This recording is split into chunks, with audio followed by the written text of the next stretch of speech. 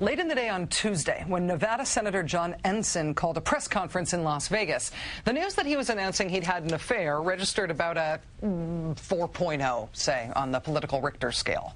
Significant damage unlikely, though you may sense some moderate shaking. That's how it felt initially. Not that big a deal. But it turns out this wasn't a short, sharp shock. Turns out this is one of those prolonged earthquake experiences in which the aftershocks do way more damage than the initial ka-chunk. The initial announcement from Ensign, backed up by a statement by his office, was that the senator had conducted an affair from December 2007 through August of last year with a campaign staffer who was married to a man who worked in his Senate office. So both the woman he was sleeping with and the man she was married to were on Ensign's payroll. A personal failure, to be sure, which the senator himself proclaimed, and an ethical fiasco, given that both of these people worked for him. Also a hypocrisy problem, given Senator Ensign's demands that President Clinton resign because of his affair with Monica Lewinsky, and Senator Ensign's demands for the resignation of Larry Craig after Senator Craig got nabbed in the now famous wide stance in the men's room public sex sting. But the personal failure, the ethical issue, and the hypocrisy problem were all evident right away on Tuesday. Those were the initial shock.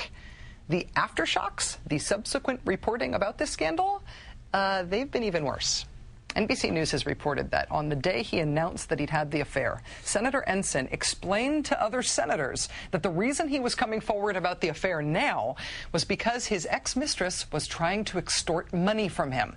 This same claim, always anonymous but remarkably similar in language and in tone, was made to the Associated Press, Fox News, Politico.com, the Las Vegas Review-Journal, and the New York Times. This claim that his ex-mistress's husband, who is also a former employee of Senator Ensign, had demanded a substantial sum of money from the senator, and that's what prompted his public revelation. Here's the problem with that claim.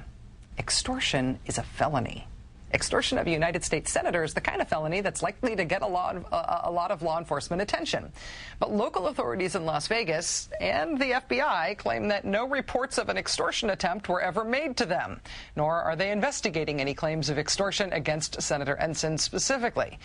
Today, as picked up on by Zachary Roth at TPM Muckraker, the extortion claim was replaced by another, still anonymous claim, sourced this time to Senator Ensign's staffers, that the reason the senator had to go public now was because his ex-mistress and her husband were not trying to extort money. That's the old story. The new story is that they had approached a television news network about publicizing the affair, and that's why he had to go public now. The shifting and anonymous explanations for the senator's timing in coming forward were emerging today alongside new details about the employment history of the senator's ex-mistress and the employment history of her family.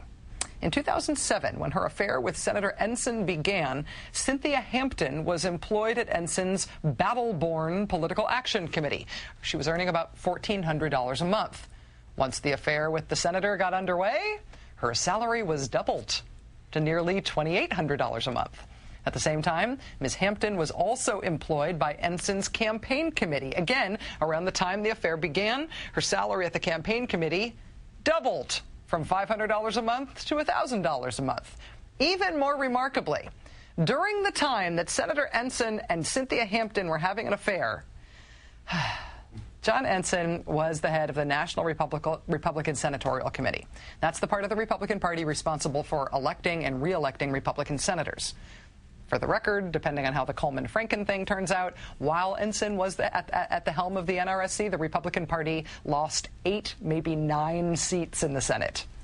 But anyway, while he was head of the National Republican Senatorial Committee, and while he was carrying on an affair with Cynthia Hampton, the National Republican Senatorial Committee found it in its heart to also put Mrs. Hampton's 19-year-old son on the Republican Party's payroll.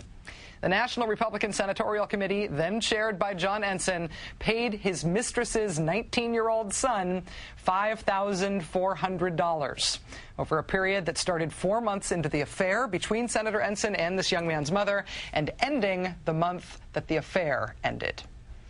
The National Republican Senatorial Committee today confirmed to us that Cynthia Hampton's 19-year-old son was listed on the organization's expenditures. They then referred all further questions to Senator Ensign's office. For the record, the 19-year-old was supposedly being paid for research policy consulting. Despite the involvement in this scandal now of the actual Republican Party and its fundraising and campaign arms, Republican senators are not exactly falling all over themselves to weigh in on the matter.